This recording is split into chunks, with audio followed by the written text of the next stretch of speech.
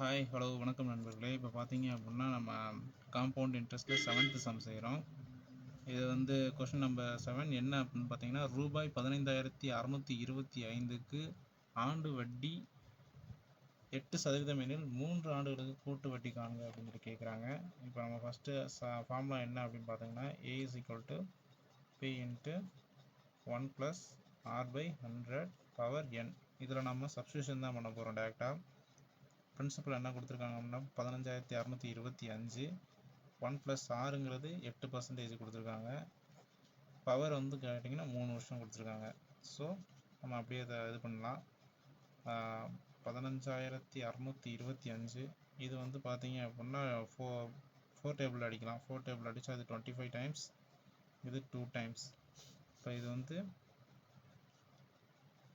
27/25 into 27/25 into 27/25.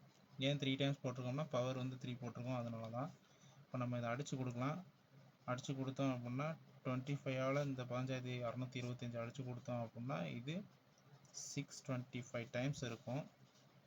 இது 1 time. இதே நம்ம அடித்தோம் அப்படின்னா 25 டைம்ஸ் இருக்கும். இது 25 1 டைம், 25 1 டைம்.